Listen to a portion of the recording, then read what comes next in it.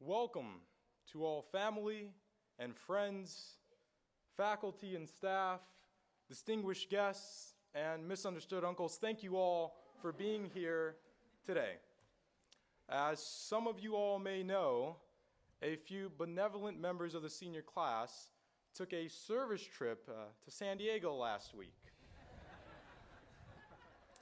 We helped the elderly, read to children, and did all those things that you would expect a respectful Pomona graduate to do. At the apex of this humanitarian effort, I decided to pen this speech.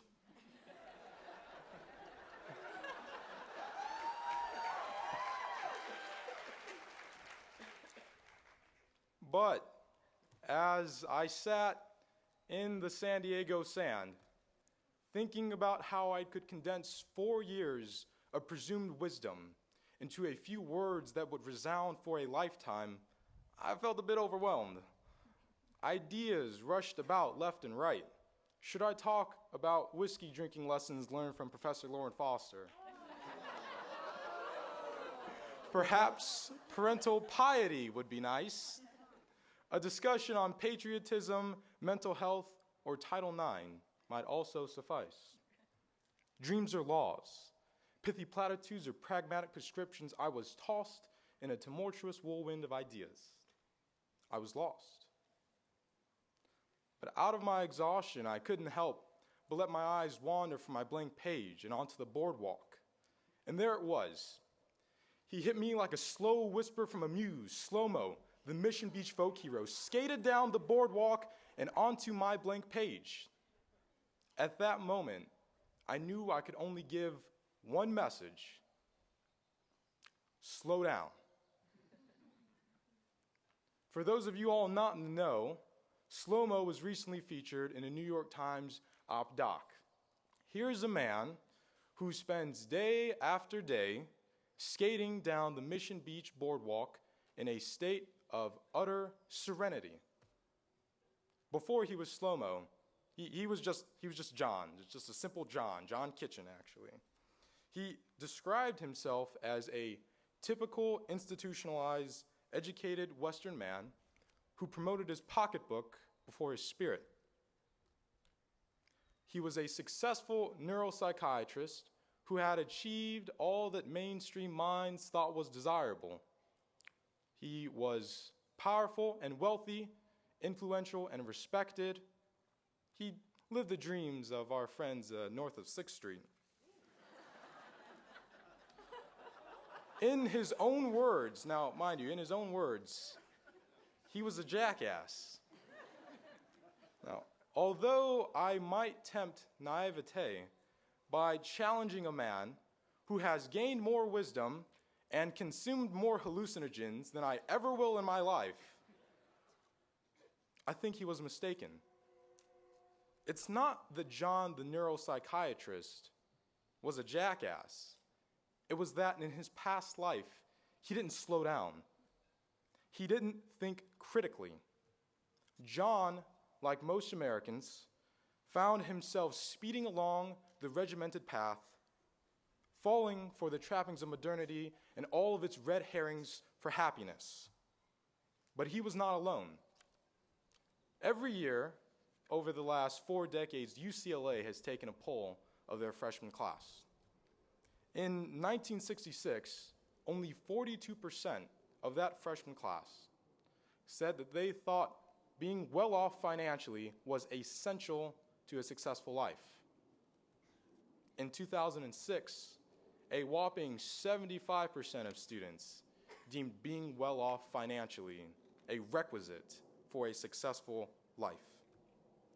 This earnings arm race has left crucial casualties in its wake.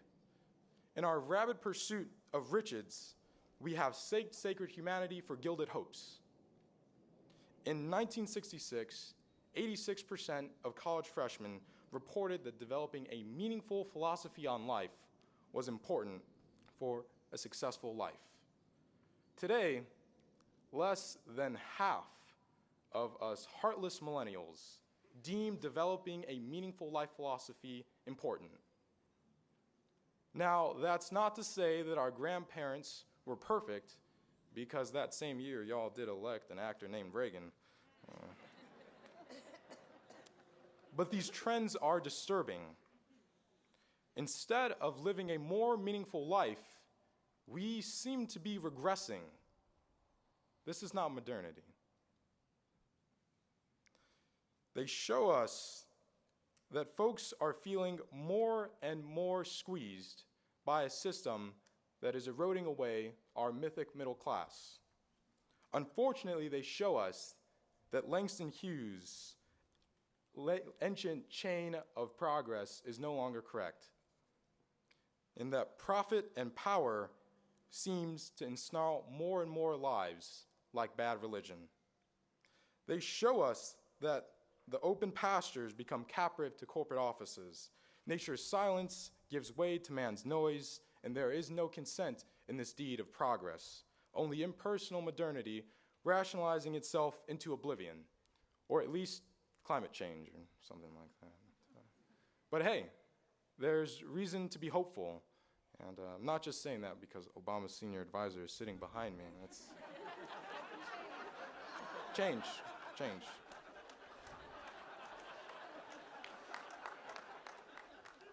I'm not going to get a job. Thanks.